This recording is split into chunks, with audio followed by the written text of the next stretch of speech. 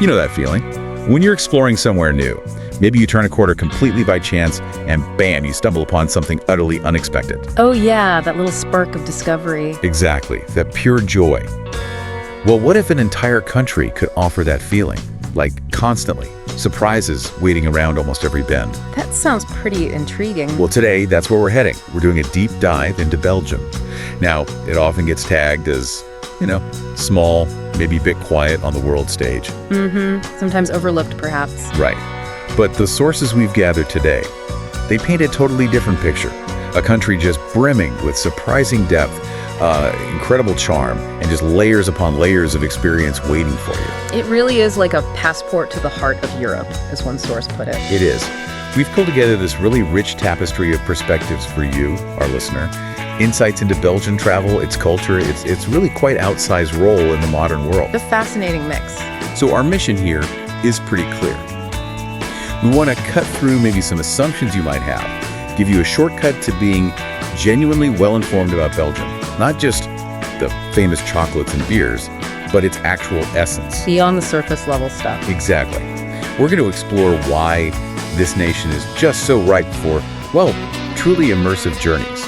And maybe what profound cultural lessons it holds for all of us. Sounds like a great journey. Okay, so speaking of journeys, let's imagine hitting the open road. There's this unique kind of freedom, isn't there? This adventure that comes with exploring Belgium by car. Absolutely. It changes the whole dynamic. Unlike some bigger countries where you might spend hours, literally hours, just getting from A to B, Belgium is so compact. You can genuinely cruise from, say, bustling Brussels out to these really quiet countryside roads in, maybe an hour? Yeah, easily. Sometimes less. It lets you pack so much variety into a single day, and you never feel totally rushed, It's manageable. And it's the joy of those unexpected roadside finds, isn't it? Like spotting these ancient little chapels tucked into rolling hills. Or stumbling upon a local market you didn't know was happening. Yes. Or that irresistible smell pulling you towards a tiny local bakery selling the most amazing fresh bread. I heard this story once. Someone literally followed a bread smell for like half a mile. I can believe it. And found this incredible rye loaf completely off the map. Right.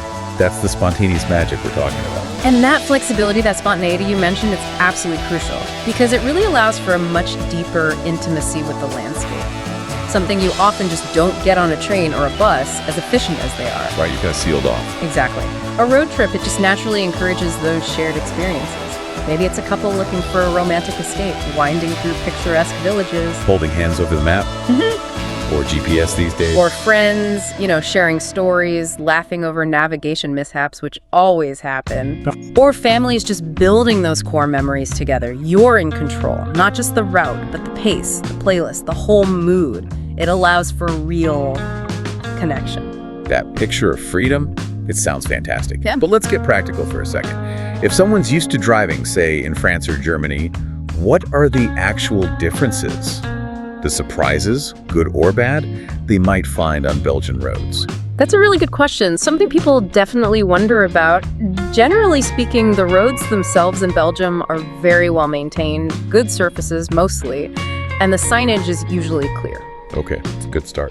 What's interesting, though, is the signage is often in multiple languages, Dutch, French, sometimes German, especially near the borders. It's a direct reflection of the country itself. Right, the linguistic diversity right there on the road sign. Exactly. Now, comparing it, compared to France, maybe. Some Belgian highways, particularly the ring roads around Brussels or Antwerp, they can feel a bit more compact, maybe a bit busier, more interchanges close together. Right, intense sometimes. It can feel that way during peak times, definitely. And then compared to Germany and its famous autobahns with, sometimes no speed limits, Belgium is very different. Okay. How so? Much stricter speed limits across the board. And they mean it. Traffic cameras are, let's say, very prevalent, widely used, widely enforced. So watch your speed is the key message. Absolutely essential, yeah. Respecting those limits is crucial for a smooth trip and for avoiding fines. Oh, and parking in the historic centers of the big cities like Bruges or Ghent. It can be a bit challenging and sometimes expensive. but smaller towns, often much easier, with parking right near the main squares or attractions. It's pretty remarkable, though, isn't it? That even with maybe stricter rules or busier sections, the sheer density of cool stuff to see makes it so worthwhile. Oh, absolutely. That's the payoff. You mentioned castles, abbeys, these incredibly charming towns. It feels like they pop up every, 20 or 30 kilometers sometimes? Yeah, it really can feel that frequent, especially in certain regions like Wallonia or parts of Flanders. The concentration is amazing. Which means those spontaneous detours we talked about, they're not just possible. They often become the absolute highlight of your whole trip. You see a sign for a castle and you just go. Precisely. You can afford to be curious because the next interesting thing is never that far away. Okay, now we absolutely cannot talk about a road trip without talking about the fuel for the humans. Snacks. Essential. And this is where Belgium it truly excels, right? Forget your standard service station crisps. Here, you're packing local gems. Oh, definitely. Like those spiced speculous biscuits. Incredible. Or amazing artisan chocolate bars you just picked up. Or maybe a fresh crusty sandwich from a little neighborhood bakery you passed. Perfect road trip food. And you mentioned this earlier, even the gas stations. They often sell surprisingly good, authentic Belgian waffles. Not the flimsy tourist ones, but proper ones. It's true, they understand the essentials. But you've touched on something really fundamental there. In Belgium, food culture isn't just about grabbing a quick bite. It actually encourages you to stop, to have these little culinary adventures. So it's more integrated into the journey. Absolutely. Think about it. If you're driving through Wallonia in the south, you might find yourself pulling over at a rustic country inn for a really hearty meal. Maybe a rich beef stew, carbonade made with local dark beer, or fantastic game dishes if it's the season from the Ardennes forests. Wow, that sounds incredible. Then contrast that, maybe you're exploring Flanders, especially near the coast. The menus change. You'll find much more fresh seafood, maybe mussels, lighter cuisine generally. So the food reflects the region you're in. Very much so.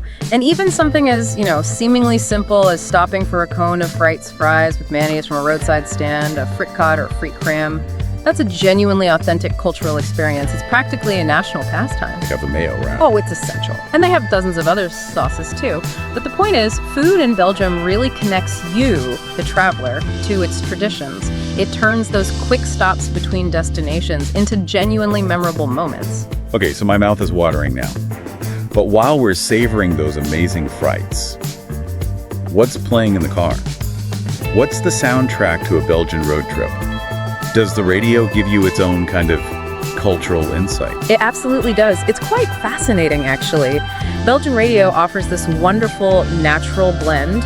You'll hear international pop hits for sure, but then mixed right in, you'll get classic French chanson, maybe some really lively Flemish pop songs. So you get a real taste of the bilingual spirit just through the music. Exactly. It's like a mini cultural lesson unfolding right there in your car.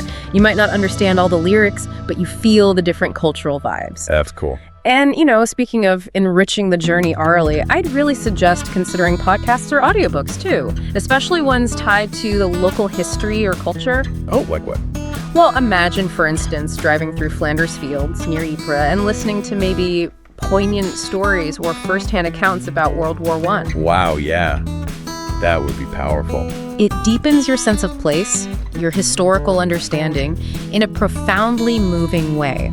It can transform what might just be a quiet stretch of highway into a really shared, reflective experience, especially if you're traveling with others. That's a great suggestion. So, Belgium's compact size, it really offers travelers this interesting choice, doesn't it? Mm-hmm. You could go for what you might call fast travel. Check off the big hitters. Ghent, Bruges, Antwerp, Brussels. Maybe see them all in a week. Which is totally doable, and they are fantastic cities, absolutely worth seeing. Or you could opt for a slower, more immersive kind of journey, really soaking it in. And that's where Belgium, I think, truly shines for the curious traveler. Slow travel here lets you uncover these hidden details, these little gems that are so often completely missed by people rushing through on a tight schedule. Like what kind of things? Oh, imagine discovering a truly quiet, beautiful little square in Leuven, maybe finding a hidden courtyard garden, or stumbling upon a tiny, independent art gallery tucked away down a side street in Namur. Or maybe even finding a small, family-run brewery deep in the Ardennes that only locals seem to know about. Ah, the real hidden gems. Exactly. And road trips are just perfectly suited for this kind of travel. They give you that essential spontaneity. You see something intriguing, you stop, You hear about a local market, you detour. These unplanned moments often become the most rewarding parts of a Belgian adventure. It's finding that balance, isn't it? Between seeing the famous sights and truly experiencing the place. It really is. And of course, no road trip, fast or slow, is truly complete without the right company. Yeah. What makes, in your view, the ideal road trip partner for exploring Belgium's unique landscape? Oh, the human element. So crucial, isn't it? Definitely. I think the ideal partner for a Belgian road trip really needs to balance curiosity with flexibility. Someone who genuinely gets excited about a sudden castle detour or an unexpected bakery stop, rather than seeing it as an inconvenience. Yeah, someone who embraces the spontaneity. Exactly, and someone you can laugh with during those inevitable navigation arguments or, friendly debates over who controls the playlist. Those moments become part of the cherished memory bank. So true. And if we zoom out a bit, think about the dynamic. For couples, a Belgian road trip can be incredibly romantic, weaving through charming villages, maybe stopping for walks along ancient canals. For friends, it's often about shared jokes, discovery, maybe trying different beers together. Yeah, building those shared stories. Precisely. And even for solo travelers, it's not necessarily lonely. Engaging with friendly locals in small cafes, at market stalls, or at cultural sites can provide a really rich sense of companionship and connection. So the people you share the journey with or meet along the way, they truly define its tone and its lasting impact. It's just amazing how Belgium sits right there, this incredible cultural crossroads. It really is geographically and culturally central. Smack bang in the heart of Western Europe. You've got France, Germany, Netherlands, Luxembourg, all bordering it. And it seems to absorb influences from all of them. Yet somehow, almost magically, it holds on to its own completely unique identity. That's a perfect way to put it. It's absorbent but distinct. You can literally walk down a single street in Brussels and hear French being spoken at one cafe terrace, Dutch at the next table, and then English everywhere because of all the international workers and EU folks. And it all seems to just work side by side pretty seamlessly most of the time. It does. And that blending of cultures, that constant interaction, it creates this palpable sense of openness, I find. And it really invites you, the visitor, to reflect on things like identity, coexistence. How do different groups live together? In Belgium, borders, linguistic or cultural, often feel less like hard barriers and more like invitations to discover something new just across the way. That's a lovely way to think about it. Invitations to discover. It's a kind of pragmatic, deeply integrated embrace of diversity that's actually quite inspiring when you see it up close. It shows how distinct cultures and languages can not only coexist, but actually thrive together within a relatively small space. And the rhythm of life there. It's something special too, isn't it? There's this interesting mix. You definitely feel modern European efficiency. Things generally run well.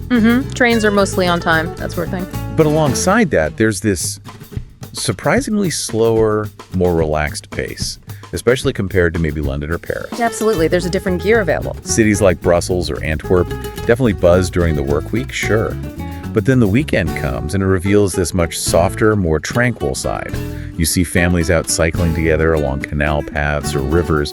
You find these vibrant farmers markets overflowing with fresh, local produce. It just feels calmer. It does, and it raises an interesting question for us as visitors.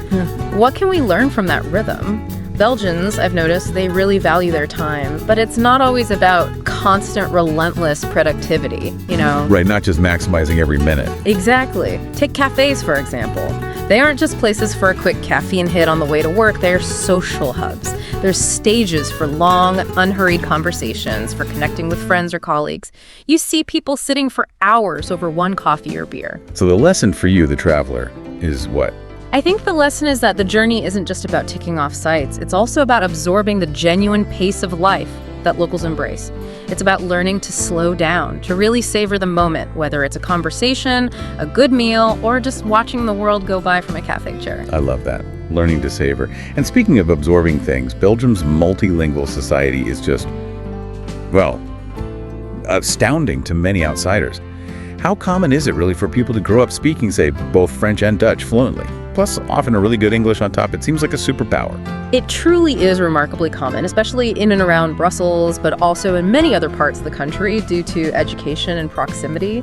And yeah, English proficiency is generally very high too, particularly among younger generations and in Flanders. So language there is more than just getting by? Oh, much more. Language in Belgium is deeply tied to identity. It's a profound source of cultural pride, and it fundamentally shapes community life. You have Dutch, well, Flemish, the local variant primarily spoken in Flanders in the north, French and Wallonia in the south.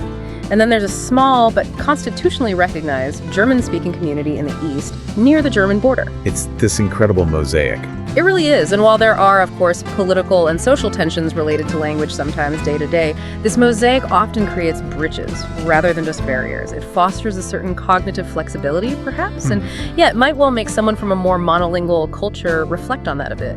It's a living, breathing example of how linguistic diversity can create a really layered, rich society. Now, one of my absolute favorite aspects of Belgian culture personally is its wonderful sense of humor and this really refreshing modesty. Ah, yes, the self-deprecation. Totally. They genuinely seem to enjoy poking fun at themselves, at their country's complexities, and they'll often downplay their incredible achievements. World-class chocolate, arguably the best beer culture on the planet, the diamond trade in Antwerp. They'll often just shrug it off with a smile. We're just a small country. Exactly that. You hear it all the time. We're just little Belgium. And that wonderfully understated approach, it really shapes the visitor's experience in a subtle but lovely way, I think. It helps cultivate a genuinely welcoming, unpretentious environment. It kind of teaches you, the visitor, to just relax, enjoy the moment, maybe not take your own travel plans or even yourself quite so seriously either. It's like permission to just be. Exactly. It's a quiet but profound lesson in humility and genuine hospitality, without making a big fuss about it. And Belgium's history. It's incredibly layered. You feel it everywhere. It encompasses these really glorious periods, high points of art and commerce, but also some profound tragedies. The real weight of history. It's literally visible in the landscape. You go from the stunning, almost perfectly preserved medieval center of Bruges, a UNESCO World Heritage Site, Like stepping back in time. to the incredibly somber, moving World War I battlefields of Flanders, around Ypres and Passchendaele. And then, of course, there's the iconic site of the Battle of Waterloo, just south of Brussels. History feels very present. And if you consider those layers, that glorious and tragic history, in a broader context, it really does deeply shape modern Belgian identity. There's a resilience there.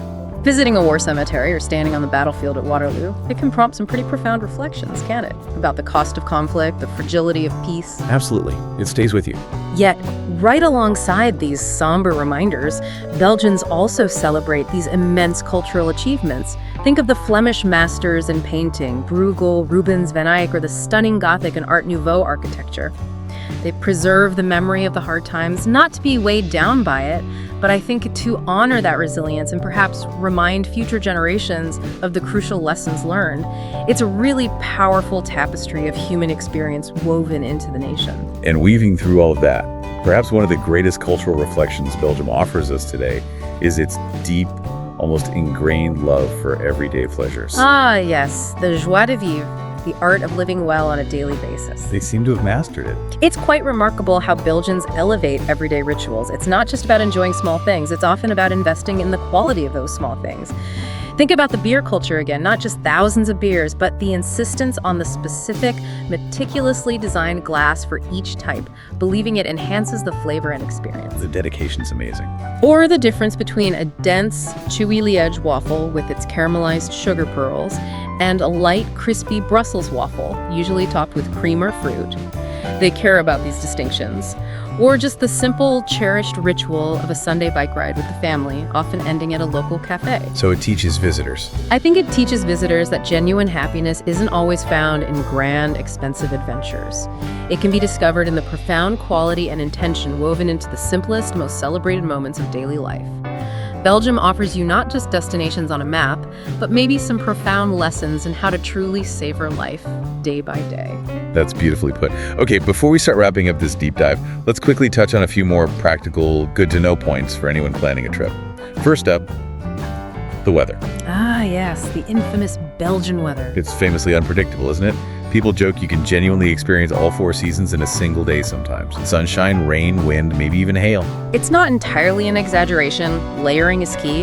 But honestly, a little preparation, pack an umbrella, a waterproof jacket, ensures you can enjoy things, rain or shine. Don't let it put you off. Good advice. Okay, second essential. beer. We've mentioned it, but it deserves its own point. We simply cannot talk about Belgium without properly acknowledging the beer. It's not just world-renowned, it's woven into the fabric of the culture. Over 1,500 varieties, is that right? At least, from Trappist ales brewed by monks to sour lambics, strong golden ales, fruit beers, the variety is staggering.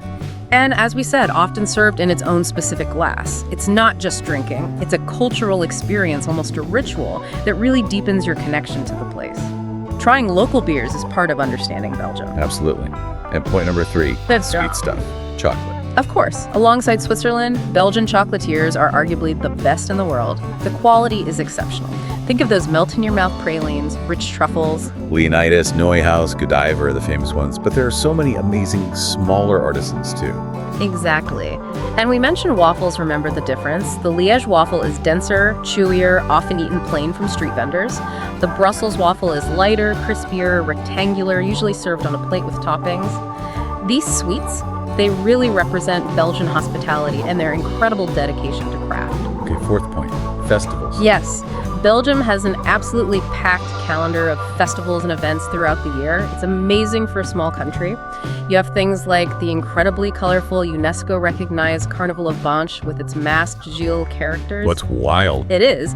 Or the massive, lively Ghent festival, Gentse-Feesten, in the summer, which takes over the whole city with music and street theater. These events showcase this vibrant mix of deep-rooted history, modern creativity, and just fantastic community spirit. If your trip coincides with one, definitely check it out. It's a brilliant way to connect with locals and experience Belgian joy firsthand. Great tips. We've covered a lot of ground geographically and culturally, but I really want to strongly encourage you, the listener, to try and venture beyond the main tourist hubs. Brussels, Bruges, Ghent, Antwerp, they are wonderful, essential even. But there's more. Oh, absolutely. That's where you often find a different layer of Belgium.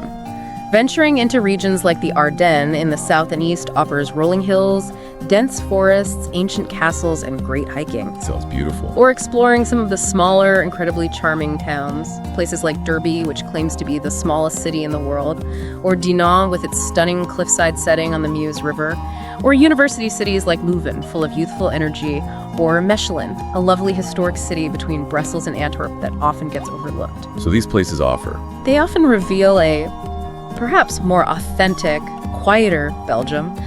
Think peaceful, historic squares where you can linger over a coffee, panoramic views from ancient fortifications, maybe stumbling upon a local market day. These are ideal settings for those spontaneous discoveries, those small but really meaningful insights that tend to make a trip truly memorable. Excellent suggestions. Finally, before we conclude, it feels crucial to underscore Belgium's pivotal ongoing role in modern Europe and indeed the world. It's not just this picturesque travel destination. Not at all. It plays a hugely significant role. It's the home of the European Union headquarters, NATO headquarters, placing it right at the administrative and political center of major global institutions. And Brussels embodies this visually in such a striking way. You walk through the city and see magnificent Gothic architecture, like the Grand Place, standing sometimes literally right beside modern, gleaming glass and steel EU buildings in the European quarter. History and the future, side by side. Exactly. It's a living testament to how Belgium manages to hold on to its rich history while simultaneously being this forward-looking hub. It really presents this fascinating paradox. A geographically small country with an absolutely outsized influence on the global stage. Understanding that adds immense depth and significance to your journey there, I think. Well, there you have it, our deep dive into Belgium. A country, as we've seen, of incredible depth. Constant, unexpected surprises. Definitely more than meets the eye initially. Seamlessly blending its rich, complex past with its vital, modern, global role.